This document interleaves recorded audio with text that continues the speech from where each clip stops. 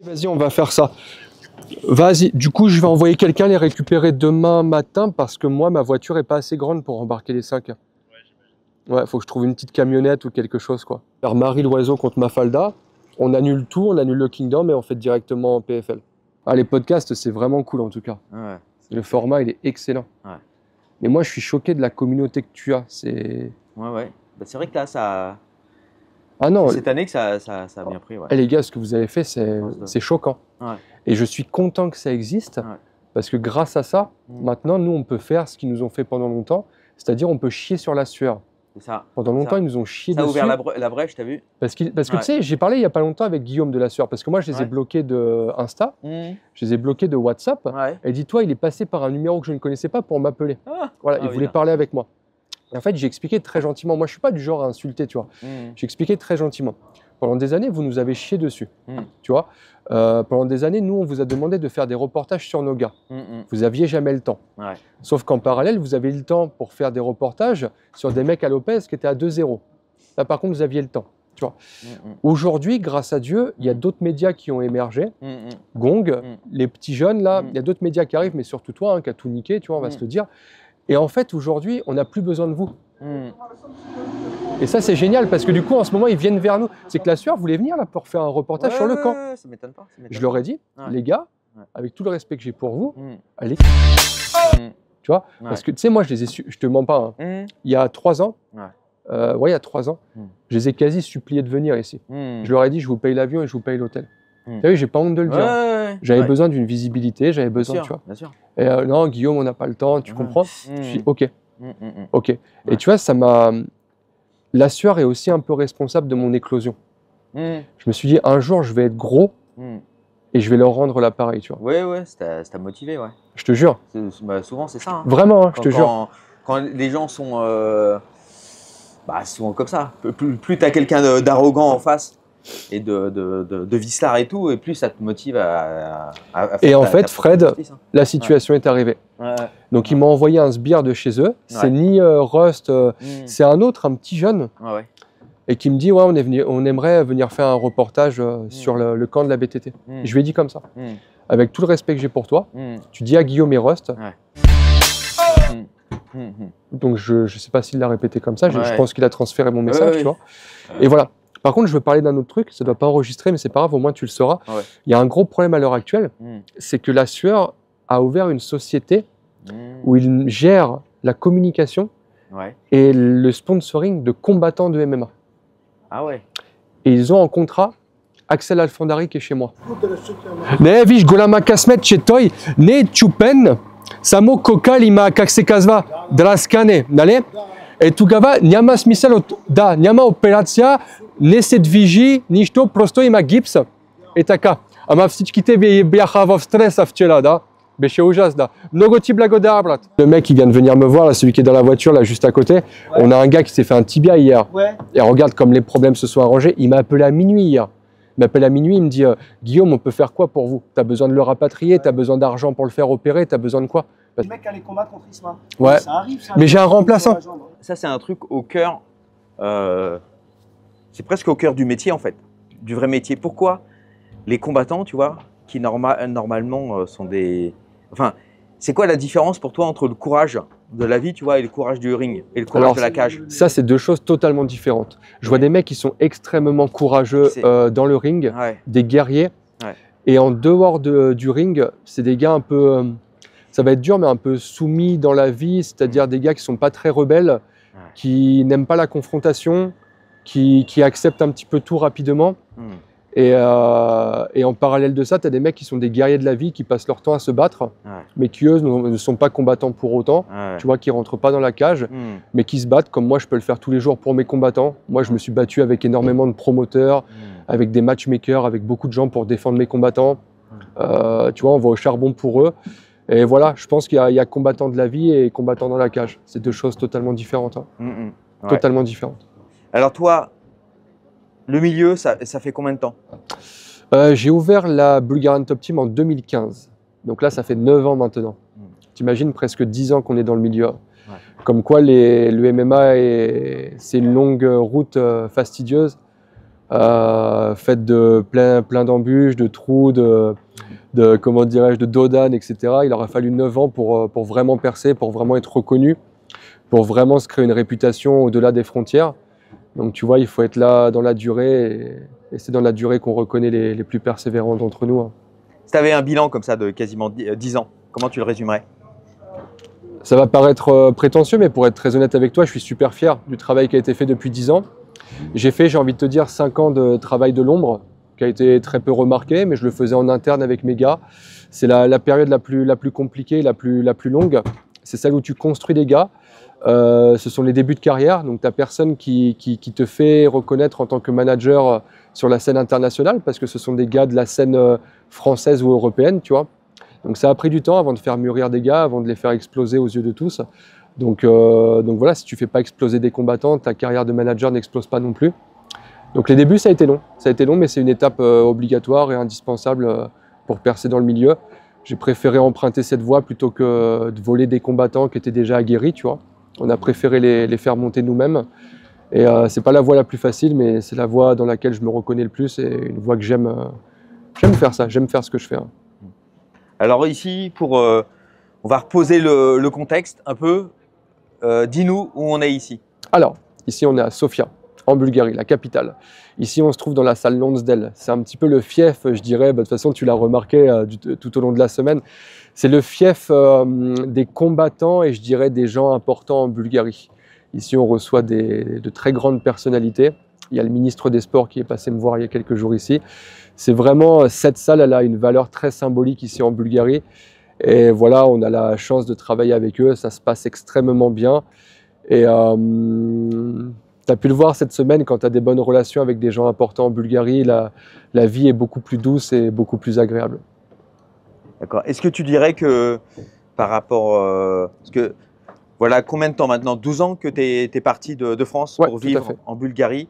Tu dirais qu'ici les choses se passent plus simplement, naturellement, à l'ancienne? Alors effectivement, ça fait 12 ans que j'ai quitté la France et que je vis ici en Bulgarie. Ici, oui, tiens, pour reprendre ton terme, c'est exactement à l'ancienne. Je pense, d'après ce que me disaient mes parents, que la France d'antan était comme la Bulgarie d'aujourd'hui.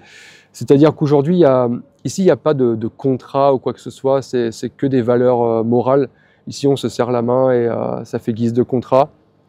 Ici, je pense, et j'espère que tu l'as remarqué, les gens sont froids mais très accueillants. C'est-à-dire que dès lors que tu as franchi la barrière, bah, tu vois, on a quelqu'un qui est venu nous voir tout à l'heure. On a eu une blessure malheureusement hier soir. Et le responsable de la salle d'ici est venu me voir. Il m'a déjà appelé hier à minuit en me disant « Guillaume, on peut faire quoi en fait? Qu'est-ce qu'on peut faire pour ton gars? Il a besoin d'être rapatrié. Il faut qu'on lui paye l'opération. Qu'est-ce qu'on peut faire pour lui ?» Ici, ça fonctionne vraiment à l'ancienne. Les gens mettent du temps avant de faire confiance, mais une fois que la confiance est installée, ils donnent tout.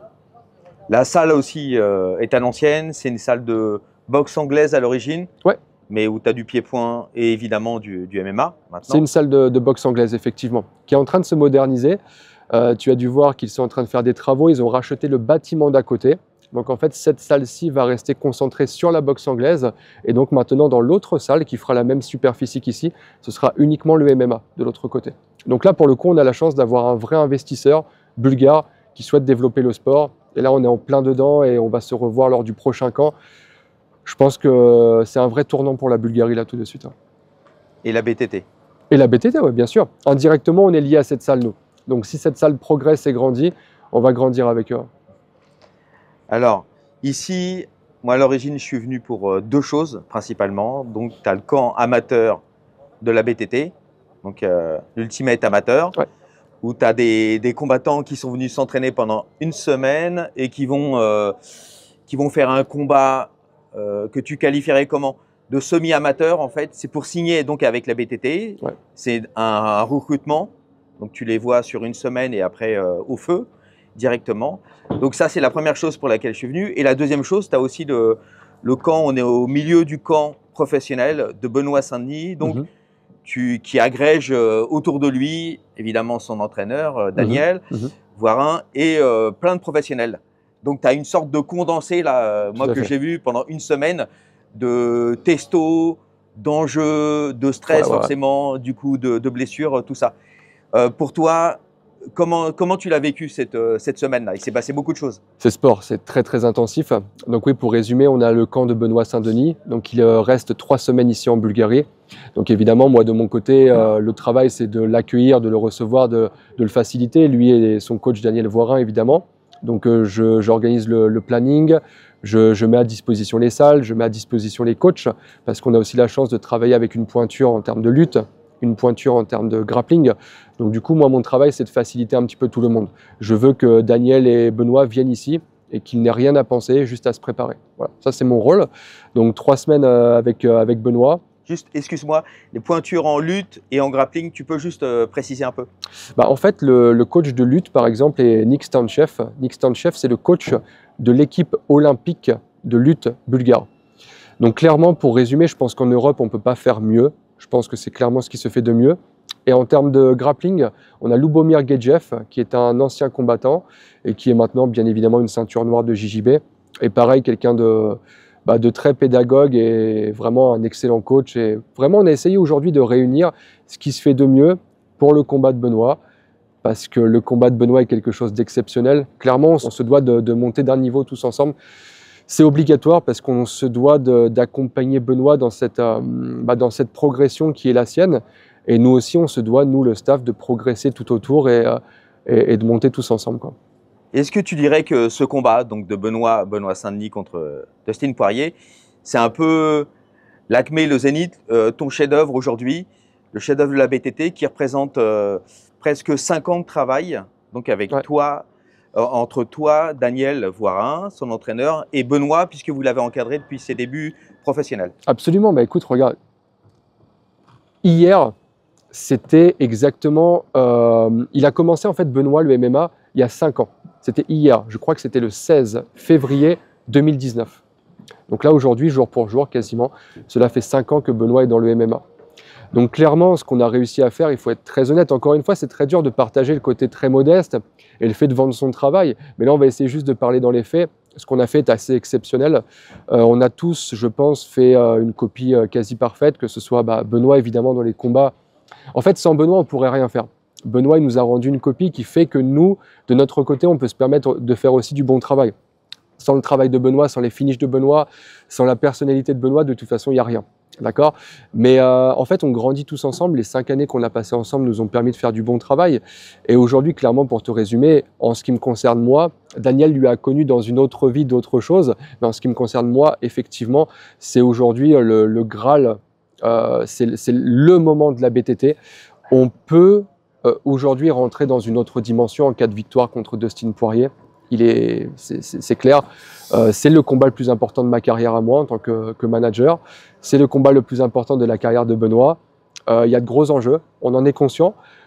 Malgré tout, je pense que tu l'as ressenti pendant le camp, il y a beaucoup de sérénité autour du camp, autour de l'équipe, je pense. On est conscient des enjeux, mais on ne veut pas non plus que ça nous paralyse. Donc voilà, on essaie de rester motivé, modeste, de trouver la bonne balance entre les deux côtés, quoi. Raconte-moi un peu comment ça s'est passé justement, cette annonce de Poirier. Ça avait déjà été évoqué, et quand c'est tombé le jour même, raconte-nous ça un peu. Alors là, je vais te donner plein d'exclusivités. Regarde ce qui s'est passé. Donc moi, je voulais organiser ce combat depuis le début. Maintenant, il faut être honnête sur le fait que les classements font que... Les classements ont un sens, hein, et les classements font que ce combat était difficile à mettre en place. Donc comme j'avais dit depuis le début à Daniel et à Benoît, je tente un truc, mais a priori, on va partir sur Dariush. Ou éventuellement Hooker, s'il est capable de se remettre rapidement, parce que pour rappel, Hooker est blessé au moment où on se parle. Donc clairement, on partait sur Dariush. Je préparais un truc, mais comme je dis toujours, et maintenant Daniel l'a compris, Benoît l'a compris, c'est pour ça qu'il ne me pose pas beaucoup de questions. Et c'est peut-être aussi ça qui a créé le moment de flou là, entre les médias, entre nous, etc. C'est-à-dire que moi, je ne peux pas me permettre de révéler tout ce que je fais. Le boulot de manager fait que 80% du temps, on fait que du bavardage qui va pas aboutir. Donc en fait, moi, je peux pas me permettre d'appeler Daniel, d'appeler Benoît et de dire « les gars, je suis en train de travailler sur ça ». En fait, je vais apporter que des déceptions parce que la majorité des choses sur lesquelles je travaille vont pas aboutir. C'est ça la vie, malheureusement, d'un manager. Et donc en fait, ce que je leur disais, c'était « on part très certainement sur Dariush, mais laissez-moi le temps, je suis sur un truc, on ne sait jamais ». Donc moi, clairement, j'ai poussé avec l'UFC. J'ai poussé. J'ai poussé avec Sean Shelby, le matchmaker des lightweight des 70 kilos. Ça ne passait pas. Et puis à un moment, il m'a mis en relation avec son boss, donc qui est Hunter Campbell. Donc c'était la première fois, pour être très honnête, la première fois que je communiquais avec lui. Et j'ai essayé de reprendre les arguments que j'ai donnés à Sean Shelby en lui montrant pourquoi, selon moi, c'était un combat à faire. Pareil, du côté d'Hunter, il me dit « Oui, je te comprends, oui, bien sûr, c'est un super combat, mais ça ne respecte pas les normes habituelles de l'UFC. » Voilà, aujourd'hui, Benoît, il est 11e, il faut qu'il prenne un 7, un 6 avant d'aller chercher Poirier derrière. Et puis les choses, je pense, selon moi, j'ai pas de confirmation. Tu as vu, moi, je te parle à cœur ouvert, voilà, j'ai pas de confirmation. Je pense que les choses se sont accélérées au moment de la signature de Ngannou. Je pense que l'UFC a voulu contre-attaquer et a voulu créer un petit banger. Oui, tu veux dire Ngannou contre Joshua. Tout à fait. Effectivement, c'est tombé le lendemain. Tout à fait. Il fallait que ce combat floppe un petit peu en France, tu vois. Moi, je pense, dans la réflexion, ils se sont dit, il faut qu'on aligne ou un Cyril Gane ou un Benoît Saint-Denis, mais juste, on doit réagir tout de suite à l'annonce d'Ngannou pour faire en sorte que ça passe à la trappe et que personne n'en parle. Et je ne sais pas si tu es d'accord avec moi, mais au final, on en a très peu parlé du combat d'Ngannou finalement, avec l'annonce du combat de Benoît Saint-Denis. Le contre-buzz a réussi en fait. Tout à fait. Ouais. Grave, mais en fait, ils sont très forts. Hein. Et donc, tu vois, moi, je suis en vacances à Dubaï au moment où je suis en train de travailler sur ce combat. Et en fait, le moment de flou, regarde, je te dis tout. Le moment de flou, je suis dans l'avion du retour. Okay, donc moi, j'ai poussé pour que ça se fasse. Et en fait, il y a l'annonce du combat d'Ngannou contre Joshua. Et je pense que l'UFC veut réagir. Et finalement, peut-être que le chef des matchmakers, Hunter Campbell, il dit à Dana White, écoute, regarde, lui, il nous a dit ça, il y a des arguments, c'est peut-être pas une mauvaise idée. Et en fait, eux se sont dit, vas-y, viens, on le fait. Au moment où moi, j'étais dans l'avion, et en fait, effectivement, ils m'ont appelé lorsque j'étais dans l'avion. Quand j'ai atterri, j'ai eu pas mal d'appels en absence, et en fait, ils voulaient faire l'annonce tout de suite. Et il est vrai, pour le coup, que l'annonce a été faite sans qu'il y ait un réel accord écrit. Tu vois, là, je vais très loin dans ce que je te dis. Hein. Je te dis vraiment tout. Et dans les heures qui ont suivi mon arrivée en Bulgarie, quand j'ai atterri avec l'avion, c'est là où ils m'ont rappelé. Et pour le coup, on a discuté de tout ce qui était chiffres, etc. Et en fait, ça s'est fait très rapidement. Mais c'est vrai que l'annonce a eu lieu avant qu'on ait un accord verbal et écrit. Hein. C'est vrai. Et tu penses que ça s'est fait comment de l'autre côté? Poirier, à un moment, c'est assez louche ce qu'il a fait. Est-ce que c'était pour toi justement le dernier point de négociation du contrat? Il a dit que rien n'était signé justement de son côté, alors qu'avant il avait justement un peu vendu le combat sur les réseaux. Tout à fait. Tu penses que c'est quoi toi? Moi je pense que la situation était la même de son côté. Le manager a été prévenu. Ils ont annoncé le combat parce qu'il fallait réagir tout de suite. Et soit en cours de route, ils en ont profité pour rehausser quelques demandes peut-être salariales ou peut-être des demandes sur le pay-per-view ou quoi que ce soit, et qu'à un moment ça a coincé, et que étant donné que l'UFC est une machine de guerre qui est très dure à faire plier, je pense que Poirier, avec toute son expérience, en fait, il a trouvé la voie pour faire plier l'UFC, c'est-à-dire un dernier petit coup de rein, répandre la rumeur comme quoi, malheureusement les gars, on n'a pas parvenu à un accord, mais je continue à m'entraîner. Et en fait, en quelques heures, moi j'ai reçu un appel direct de l'UFC. Guillaume, tu t'inquiètes pas, pardon Guillaume, tout est sous contrôle, tu t'inquiètes pas, il n'y a pas de problème. Et je pense que quelques minutes après, un accord est parvenu entre toutes les parties et le combat a été officiel. Et on ne peut pas en vouloir à Poirier d'avoir fait ça. La vérité, hein, je te dis la vérité, quand on voit sa position, il a fait beaucoup de guerres, il a fait beaucoup de combats à l'UFC, il a beaucoup d'expérience. En vrai, il s'est battu pour sa famille et pour avoir peut-être une petite prime supplémentaire sur son contrat, il a raison. L'important pour nous, encore une fois, c'est que le contrat soit officiel et que le combat se fasse. Nous, on a besoin de ce combat. Et aujourd'hui, je l'ai déjà dit, ce combat pour nous, il est plus sportivement, l'enjeu est énorme, plus que financier. Je te dis la vérité, hein, j'ai renégocié le contrat de Benoît. La vérité, il est bien payé, Benoît, aujourd'hui. Il fait vraiment partie des tops de l'UFC, il va être payé confortablement, c'est pas le problème. Mais sincèrement, même si j'avais pas réussi à négocier avec l'UFC, aujourd'hui, ce combat, il a une valeur sportive. Aujourd'hui, Benoît, en gagnant contre Poirier, il rentre dans une autre dimension. Et moi, je ne voulais pas que des prétentions salariales mettent le combat en danger. Et j'espère que tu me comprends quand je dis ça. Tu sais, parfois, le danger, il est de trop demander et que l'UFC fasse. En plus, je me suis battu pour obtenir ce combat. Donc t'imagines si je demande un salaire monumental et que l'UFC me dit écoute, laisse tomber, on peut pas le faire, vous êtes trop gourmand, tu vois. La vérité, je m'en serais voulu, tu vois. Donc là, on a trouvé un équilibre parfait qui sportivement et financièrement est bien pour tout le monde. Alors tout à l'heure, tu as parlé d'arguments. Tu peux nous sortir les arguments que tu as justement livrés à l'UFC? Bah, les arguments sont simples en fait, c'est la progression phénoménale de Benoît. Il suffit juste d'avoir son nombre de followers. C'est pour manquer de respect à personne, mais j'ai l'impression qu'aujourd'hui, il y a une passation de pouvoir. J'ai l'impression qu'aujourd'hui, Benoît est en train de devenir le visage du MMA français, peut-être même au détriment de Cyril Gane. Cyril Gane aujourd'hui est dans une période un petit peu floue. Juste, excuse-moi, je te coupe. Ouais. Juste du MMA français, est-ce que c'est pas même le MMA européen carrément? Est-ce que ça dépasse pas? Parce que là, toi, tu peux le juger. Par exemple, je vois les Bulgares. Il y a un gros respect livré à Benoît là. Bah, tu sais, nous on essaye. Nous, on est une équipe de mecs très modestes. Hein, tu l'as vu, on rigole tout le temps, on est très accessible et tout. Maintenant, si on essaye vraiment de prendre du recul et d'être honnête sur la situation, aujourd'hui, on a une dimension européenne, voire même mondiale. Tu vois. Je te dis la vérité, ce qui n'arrivait pas à l'époque. Aujourd'hui, je reçois beaucoup de messages de médias américains. Tu vois, c'est vraiment la folie en ce moment ce qui se passe autour de Benoît. Et clairement, l'ascension de Benoît a permis aujourd'hui la construction de ce combat. Et les arguments, du coup, étaient le fait que Benoît est en passe de devenir le représentant du MMA français ou même européen, tu vois.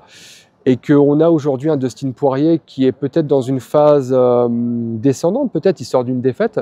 Je crois qu'il a 35 ou peut-être même 36 ans, 35 ans, je crois. Donc peut-être qu'aujourd'hui, on est sur une passation de pouvoir en plus dans la catégorie des 70. Et je crois que l'UFC n'était pas contre le fait d'utiliser peut-être Poirier comme un tremplin pour Benoît. Parce que clairement, aujourd'hui, c'est un tremplin pour Benoît. On est d'accord, aujourd'hui, l'UFC mise sur Benoît. Je vais les interrompre, attends. Ouais. Mon petit tata, Mojeli, to jest nima, Mojeli za malko, blagodavi, merci. Et donc on est d'accord, là, ce qui paraît aujourd'hui, ce qui aurait peut-être paru impensable, sauf qu'on a quand même eu Cyril Gane, mais le cas de Cyril Gane, il est un peu spécial. Je sais pas, Cyril Gane, il a eu tapis rouge. Son passif, la KT. Ouais, voilà, il a servi effectivement à forcer un peu à bousculer la France. Ouais. Voilà, à imposer quelqu'un en France d'un point de vue très marketing. Alors que là, avec Benoît, il mérite absolument tout ce qui lui arrive. Il a bousculé de lui-même la catégorie. Tout à fait. Toi, dès le départ, sur les premiers combats, Benoît, tes premières rencontres, tu l'as senti ça, qu'il y avait un potentiel de Maboul? Alors moi, c'est au deuxième combat de Benoît où je me rends compte qu'il y a un vrai truc à faire. Je vais être très honnête avec toi, encore une fois, les sélections étaient faites au Venom Training Camp à l'époque avec Daniel Vorin. Et il me parle qu'il y a un gars qu'il n'a pas sélectionné, mais il va falloir garder un œil sur lui parce qu'en fait, il ne pouvait pas le prendre parce qu'il était encore en contrat avec l'armée. Enfin, la situation était encore un petit peu floue et c'était compliqué de l'avoir à temps plein au Venom Training Camp. Du coup, Daniel me dit, là, il y a un mec, il a un profil très atypique, il n'a rien à voir avec les autres. Pour l'instant, on ne peut pas le prendre dans l'équipe, mais il faut que tu lui donnes sa chance, tu vois. Donc moi, comme je travaille étroitement avec Daniel depuis des années, j'étais considéré comme le manager de l'équipe, la team élite de Venom, tu vois. Et à un moment, je peux le mettre sur un combat au Lyon FC chez Nelson Carvalho. Et donc, il étrangle assez rapidement l'adversaire. Et du coup, on ne voit pas grand-chose en fait de Benoît, étant donné que le combat se finit très rapidement.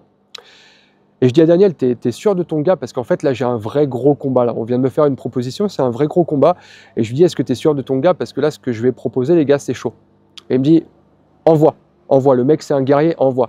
Et c'était contre Arthur, je ne sais pas si je vais bien le dire, Stepaniak, je crois. Tu sais, le Polonais qui maintenant combat au KSW, qui a d'ailleurs combattu pour le titre du KSW.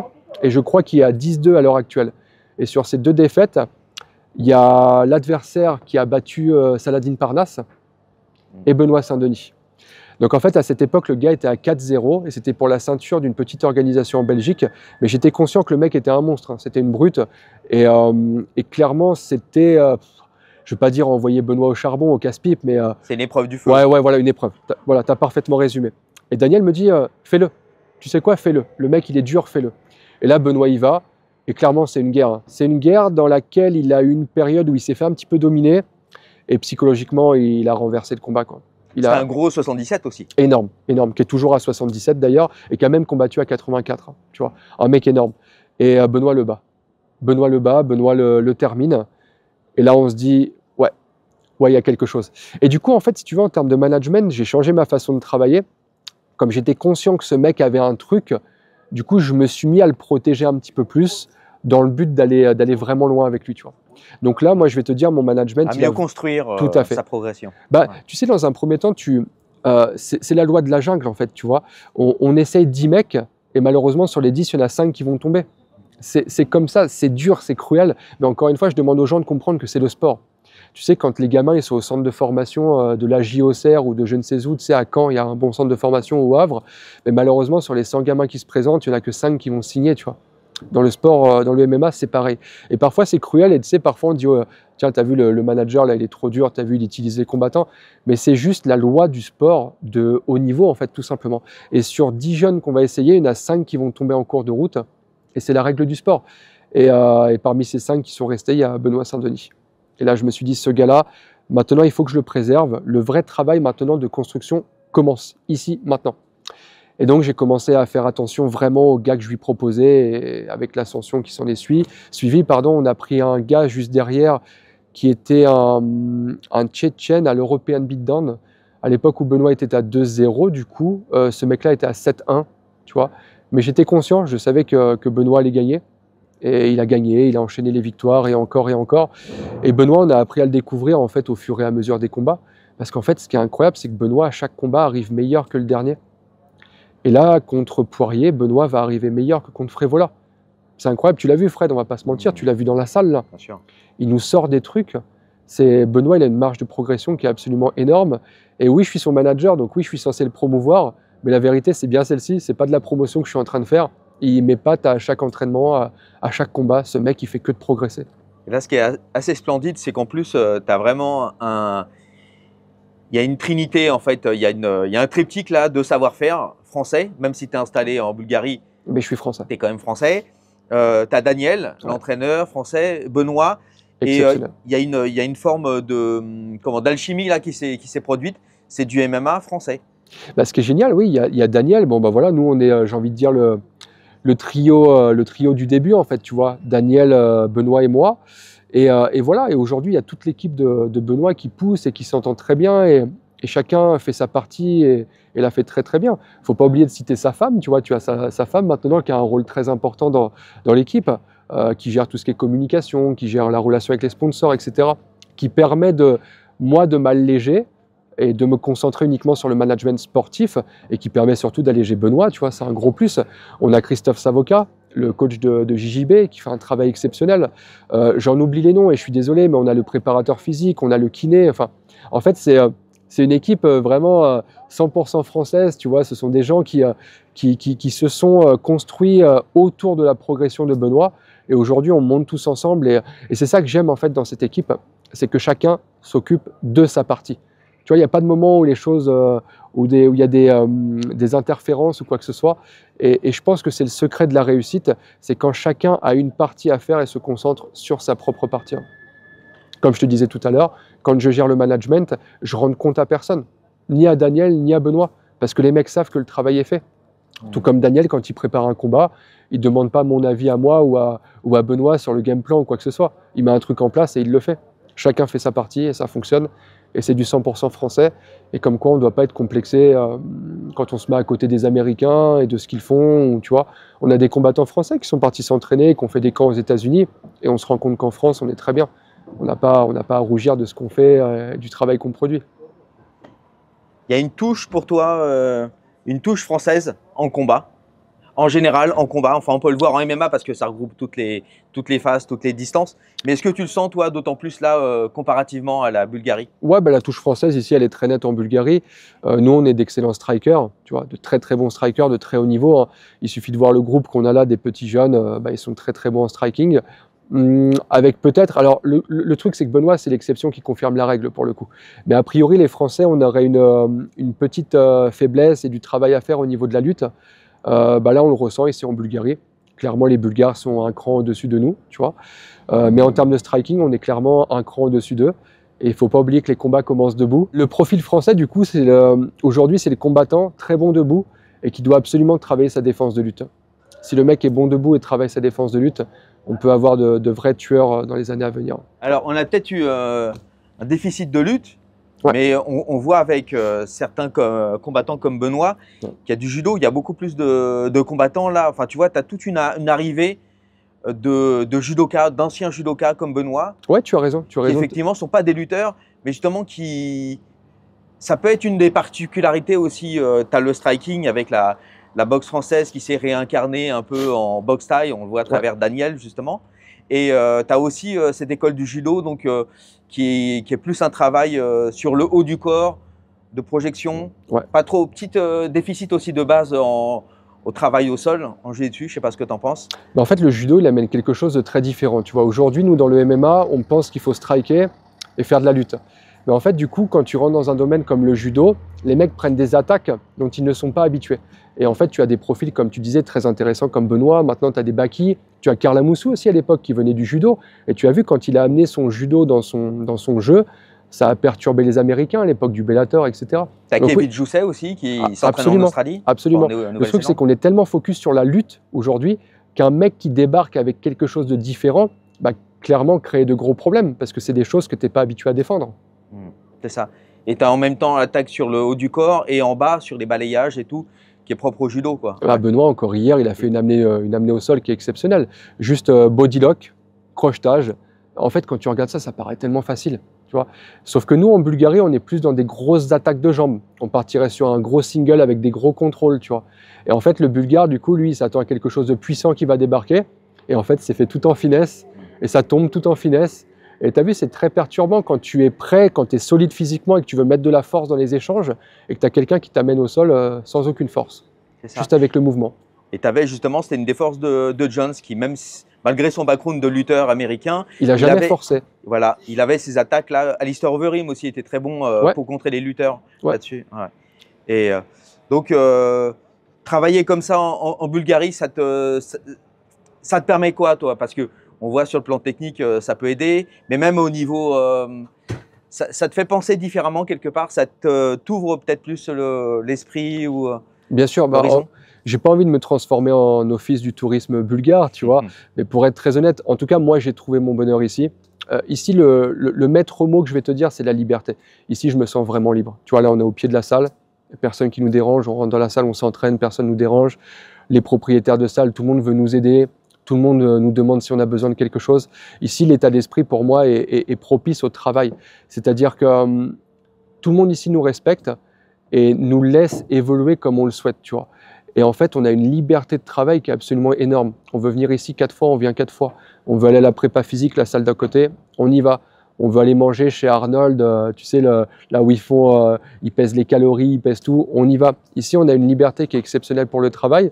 Peut-être qu'on aurait moins en France, dû aussi en France, tu sais, à la capitale, aux grosses infrastructures, aux bouchons, tu sais, ça paraît très bête quand tu dois faire 30 minutes de bouchon pour aller t'entraîner, c'est une catastrophe.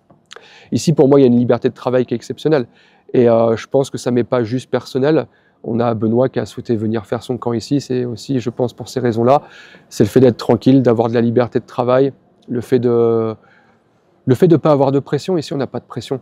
Ici, on vit bien. Regarde, même encore là, on a le soleil qui nous éclaire, on est bien.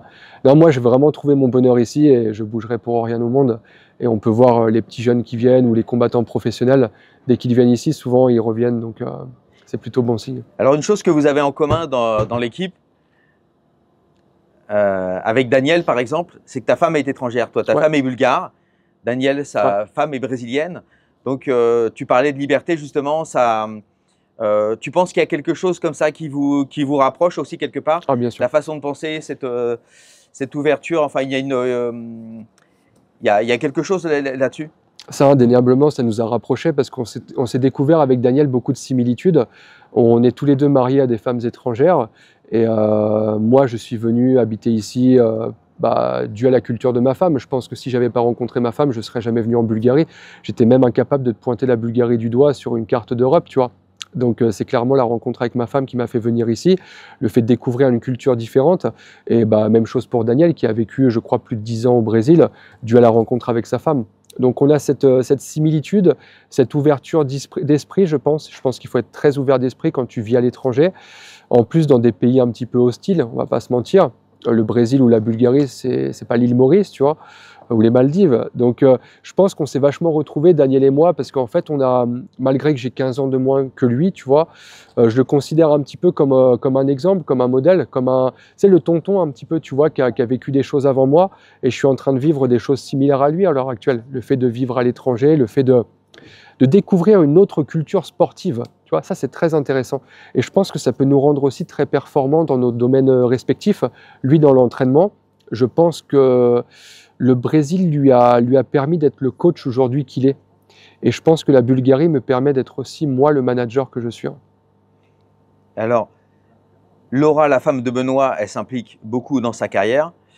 La femme de Daniel, c'est l'inverse. Elle s'en contrecarre totalement. Ouais. Mais ça lui donne aussi une richesse. Enfin, toi, ta femme, c'est quoi?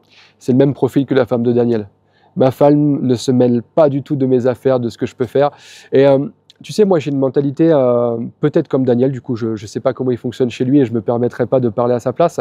Mais moi, j'ai une vieille mentalité. Et c'est peut-être pour ça que je suis bien ici. C'est un vieux pays avec une mentalité où chacun doit être à sa place. C'est-à-dire que moi, quand je rentre le soir d'une grosse journée de travail, je ne veux pas rentrer chez moi et parler de travail avec ma femme, tu vois. Je veux que mon foyer, ce soit une vraie coupure, que ce soit un endroit où je me ressource, tu vois, où je me repose, où je me libère l'esprit et pouvoir recommencer ma journée du lendemain tranquillement.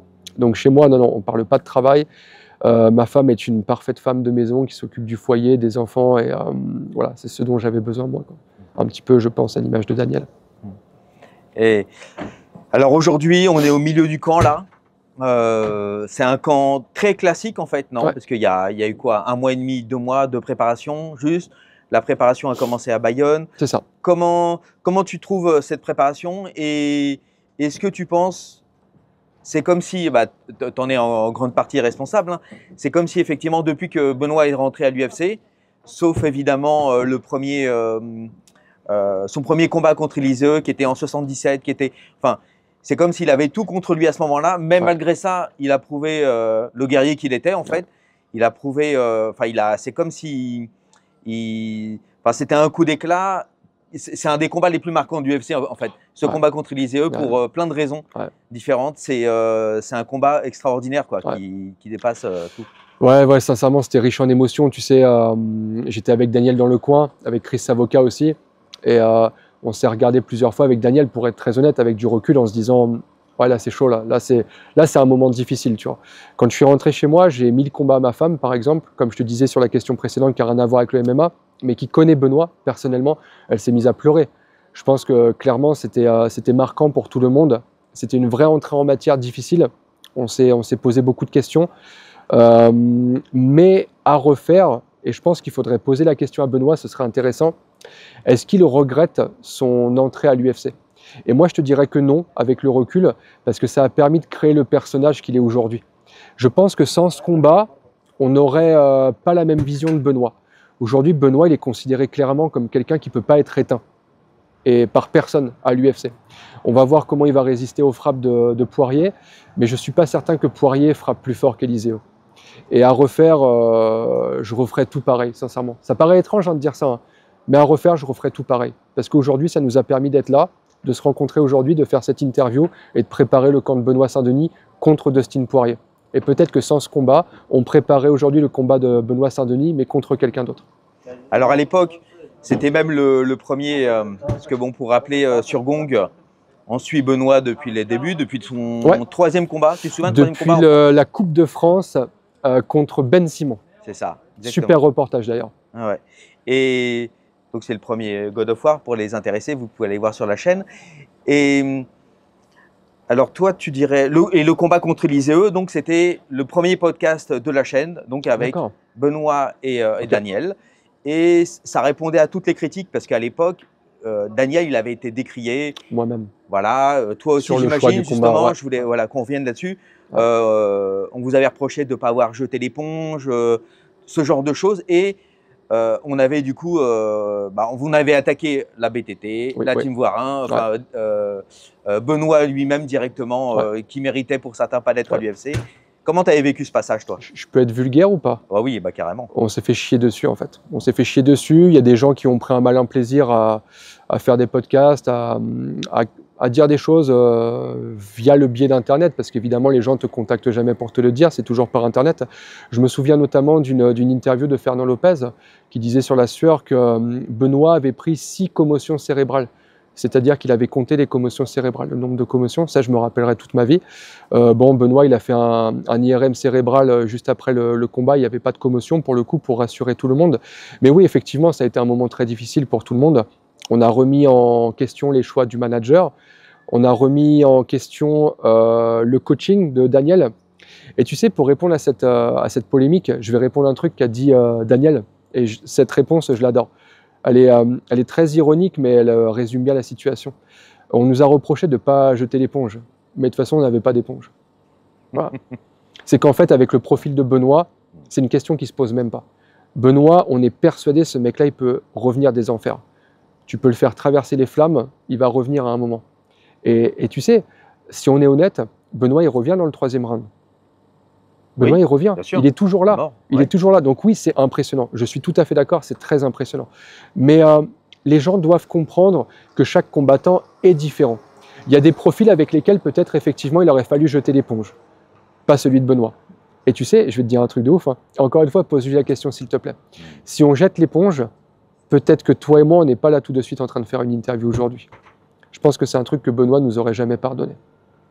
Est-ce que c'est à ce moment-là où tu t'es rendu compte que le fait que Benoît faisait la guerre, c'est pas une métaphore? Moi, j'étais choqué. Je te dis la vérité. Hein, tu sais, moi, j'ai fait une dizaine de coins à l'UFC jusqu'à présent.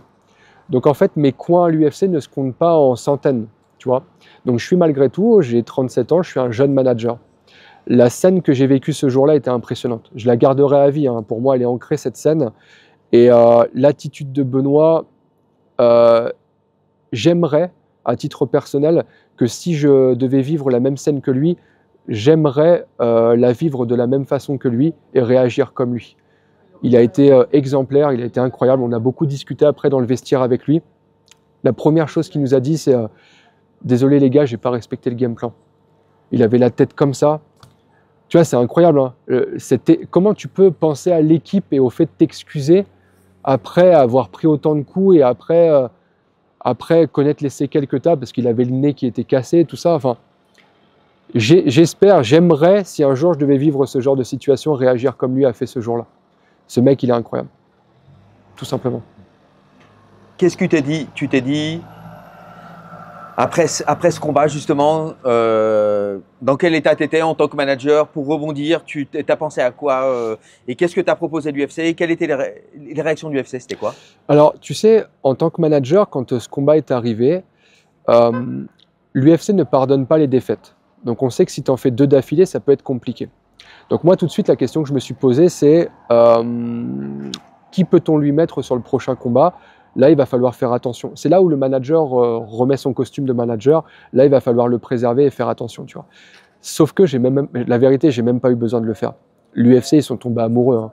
Quand ils ont vu le mec, la guerre qu'il a fait, le fait de rester debout, le fait d'essayer à chaque fois de montrer à l'arbitre qu'il est toujours là, il a montré un tempérament rare à l'UFC. Sincèrement, c'est exceptionnel. Sincèrement, Fred, combien de mecs auraient profité de l'occasion pour se mettre en boule, en mode bon, finissons-en, tu vois. Et l'UFC a adoré. L'UFC a adoré. Et donc, moi, j'ai expliqué à l'UFC que là, ce serait bien qu'on puisse trouver un combat qui va lui permettre de revenir, etc. Mais en vrai, j'ai pas eu besoin de les convaincre. Tout de suite, ils ont mis un rond sur le nom de Benoît en mode bon, ce mec-là, il faut qu'on le surveille. Et clairement, ils nous ont proposé juste après un combat qui était plutôt équilibré contre l'Allemand, dont j'ai oublié le nom, qui s'est fait soumettre par Benoît. Et ouais, clairement, ça a été...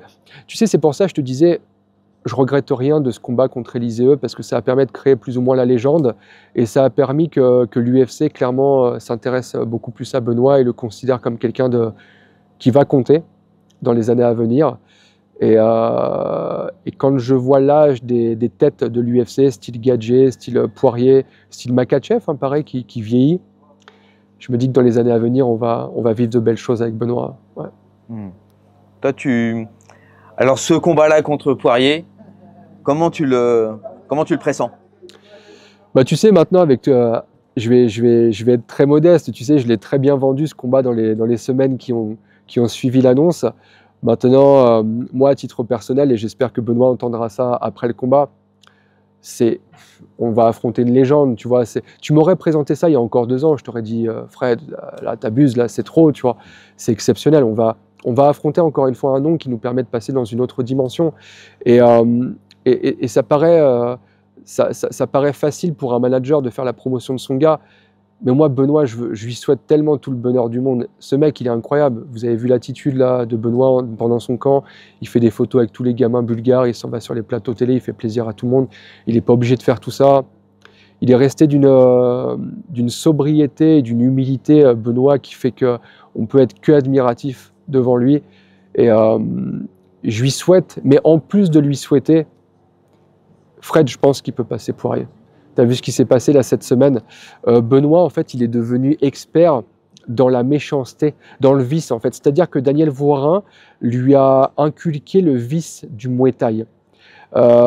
Benoît a été, dans ses débuts, un combattant propre, posé. On voyait que c'était un mec académique. Et entre-temps, Daniel, il a eu le temps de le façonner un petit peu à l'image d'un diamant brut, tu vois. Et aujourd'hui, il devient méchant, il devient vicieux. On a vu beaucoup de coups de rentrée, là, on a vu beaucoup de genoux. Ça tombe bien, c'est un autre diamant qu'il affronte. Absolument, absolument. Bah, son nickname parle pour lui, effectivement. Mais est-ce que le diamant qu'on façonne nous, là, tout de suite, est-ce qu'il brillerait pas plus que le diamant américain? Elle est belle, celle-là. Ouais, elle est pas mal. Elle est pas mal. Et elle est vraie, en plus. C'est ça le truc. Moi, je suis impressionné là, de ce que je vois. Ouais. Toi, tu avais imaginé cette progression ou pas? Poirier, c'est arrivé tellement vite, en fait. Tu sais, si... Excuse-moi de te couper. Non, on a l'impression que c'est... Enfin, tu regardes l'itinéraire de Benoît, en fait, non seulement... Il y a comme une idée de perfection, de réalisation, d'évidence, en fait, dans sa trajectoire maintenant, mais qui devient évidente maintenant, quoi. Bien sûr, ça devient évident. Les pièces s'assemblent, en fait. Tout à fait, ça devient évident maintenant. Maintenant, je serais un menteur de te dire, il y a 2 ans, je le savais que ça se passerait de cette manière. Tu sais, moi, je suis un gars, je vends pas de rêve à mes combattants. Demande à Benoît, s'il te plaît. Jamais je lui ai dit, après ce combat, on va faire ça. Tu sais, le combat, ça reste le combat. La réalité de la cage, tu sais, c'est la cage qui parle, tu vois. Et en fait, moi, j'essaie jamais de parler avec mes combattants sur l'après ce combat. Déjà, il faut aller jusqu'à ce combat, performer. En plus de performer, mettre la manière. Et après, avec ça, on peut évoluer, tu vois. Mais non, on va pas se mentir. Moi, le but avec Benoît, c'était de prendre les combats un par un, essayer de monter le plus haut possible, comme je le fais avec chacun de mes combattants, et de voir où ça peut nous emmener. Mais dans un coin de ma tête, oui, j'aurais rêvé qu'on puisse vivre il y a 2 ans ce qu'on va vivre maintenant, tu vois. Mais je me serais jamais permis de l'envisager parce que ça paraissait fou il y a 2 ans. Et là, c'est réel, quoi. Tu as parlé du vice, ouais, c'est très intéressant ça, parce que c'est comme si effectivement il y avait une transmission de vice, mais en même temps, Benoît, il ramène son propre vice à lui-même. Ouais. Et c'est un combattant qui... Enfin, la plus grosse qualité du combattant, on a tendance à dire que c'est le mental, mais est-ce que ce ne serait pas l'intelligence plutôt? Alors là, pour le coup, on a un mélange des deux. Donc en fait, la question, elle ne se pose même pas. Le mental, de toute façon, on l'a vu. Maintenant, on n'a plus besoin de parler du mental de Benoît. On a vu ce que ça donnait contre Élisée. Et voilà, donc ça, c'est une valeur sûre. On sait que Benoît, c'est un guerrier qui a un mental exceptionnel et ça, c'est plus à discuter. Maintenant, le sérieux et l'intelligence, bah, on le découvre à chaque fois. Comme je te l'ai dit, Benoît, il progresse de combat en combat. Et aujourd'hui, le style de combat de Benoît a évolué. Benoît, il était, comme je te l'ai expliqué, un combattant académique. Aujourd'hui, moi, je suis choqué de la progression des 6 derniers mois. Et je ne vais pas trop en dire, mais avec ce que j'ai vu là, pendant la préparation avec Daniel Voirin, si Benoît peut retranscrire ça en combat, ça va être exceptionnel. Parce que Benoît, aujourd'hui, est capable de combattre partout. C'est-à-dire qu'il peut combattre à distance, il peut combattre à mi-distance, il peut combattre dans le clinch, et dans le clinch, il peut frapper, il peut envoyer des coudes de vis, et il peut aussi emmener au sol. C'est-à-dire qu'en fait, ce combattant, aujourd'hui, on n'a plus aucune limite avec lui. C'est-à-dire que les game plans avec lui sont particuliers parce qu'on n'est pas focus sur une partie du combat. En mode, bon là, on va pourrir le combat, il va falloir lutter là. Non, Benoît, il est capable de tout faire. Si à un moment, il faut emmener au sol, il va l'emmener. Si à un moment, il faut décrocher et boxer, il va décrocher, il va boxer. Donc voilà, Benoît, aujourd'hui, il est dans... On est dans cette liberté avec lui où Daniel a fait en sorte que le gars soit bon dans tous les domaines. Et j'ai envie de te dire que maintenant, évidemment, on fait des stratégies de combat, bien sûr. Mais tu vois, un peu à l'image de ce qui s'est passé avec Frévola, plus qu'un game plan, ce sont des réflexes qui viennent via le travail avec Daniel. Et Benoît, aujourd'hui, a cette intelligence d'appliquer, de mettre en œuvre ce qu'il a pu travailler depuis les 5 dernières années avec Daniel. Et ça donne ce qui s'est passé lors du dernier combat. Et est-ce que tu penses, ce qui pourrait peut-être être une des clés, c'est que Benoît, c'est un 70 kg parfait. Je trouve, au niveau anatomique, il est, pour la KT, il cut son poids, c'est 84 kg, il combat en 70 kg. On ne peut pas être plus gros pour la KT. La bonne taille, la bonne allonge, une sorte d'harmonie parfaite façon grec Pancras. Et alors qu'en face, Poirier, c'était un 66 kg au départ, quand même. Alors effectivement, je pense qu'aujourd'hui, Benoît, il est dans une KT qui a été faite sur mesure pour lui. Il a commencé effectivement à 77, dans les débuts, à l'époque où il ne savait pas cutter, etc. Et on a eu la chance, pendant notre époque du Brave, pendant notre époque au Bahreïn, de pouvoir évoluer dans cette catégorie intermédiaire, les super lightweight. Pour ceux qui ne connaissent pas, c'est une catégorie de poids à 75 kg et ça nous a permis de descendre un petit peu en poids et de constater qu'on pouvait le faire assez facilement avec Benoît. Et du coup, on a décidé de le faire à son deuxième combat à l'UFC. Et ça a donné ce que ça a donné, c'est-à-dire qu'aujourd'hui, Benoît, il est dans cette limite où, quand il descend à 70, c'est dur, c'est jamais facile de toute façon, mais pas trop. C'est-à-dire qu'on ne le met pas dans le mal absolu, tu vois. Donc j'ai envie de te dire, c'est un 70 parfait aujourd'hui. C'est pas un 70 trop petit qui est défaillant en termes de puissance, bien au contraire. Et c'est pas un 70 qu'on affaiblit parce qu'on doit trop faire cutter et qu'on met dans le dur. Je pense qu'aujourd'hui, dans une KT qui est faite sur mesure, et comparé à Poirier, effectivement, qui a évolué un moment à 66, je pense que c'est pas un 70 énorme. Je pense que ça va se ressentir en combat. Et clairement, aujourd'hui, le rapport poids-puissance de Benoît est clairement en sa faveur. Est-ce que... Moi, j'ai l'impression que c'est tellement le combat parfait, tu vois, qui arrive à point nommé, avec la bonne préparation, avec... Je pense que là, tout aura été fait, chacun a fait son taf, tu vois. Toi, le tien, Benoît, Laura, Daniel, etc. Et en fait, après, quelque part, advienne que pourra, quoi. En fait, quelque part, c'est le... Tout le monde a été à sa place et voilà, le combat va forcément être magnifique. Je rejoins parfaitement ce que tu dis, dans le sens où chacun a fait parfaitement sa partie. Aujourd'hui, toutes les planètes sont alignées. Comme je te l'ai dit tout à l'heure, maintenant, il reste la réalité de la cage. La cage, on ne peut pas mentir, on ne peut pas tricher.